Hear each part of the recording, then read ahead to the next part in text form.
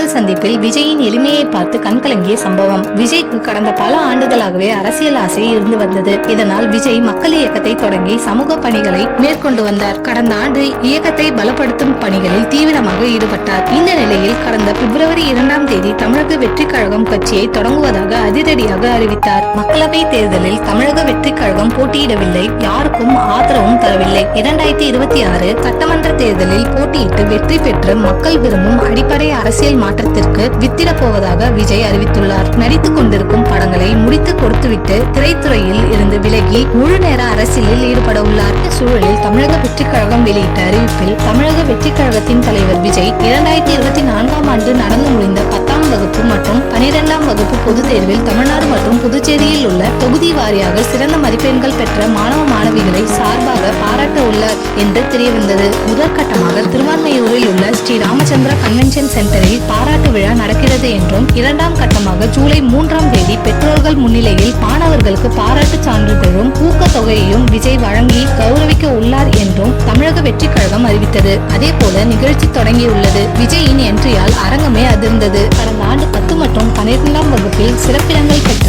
மாணவ மாணவியர்களுக்கு தொகுதி வாரியாக நடிகர் விஜய் ஊக்கத்தொகை பாராட்டு சான்றிதழ் வழங்கினார். 12 மணி நேரத்துக்கும் அதிகமாக நடைபெற்ற இந்த நிகழ்ச்சியில் விஜய் நின்றபடியே மாணவர்களுக்கு சான்றிதழ் வழங்கினார். அவர்களுடன் புகைப்படமும் எடுத்துக்கொண்டார். இதனை பார்த்து பலரும் நெகிழ்ந்து கண்கலங்கி இருந்தனர்.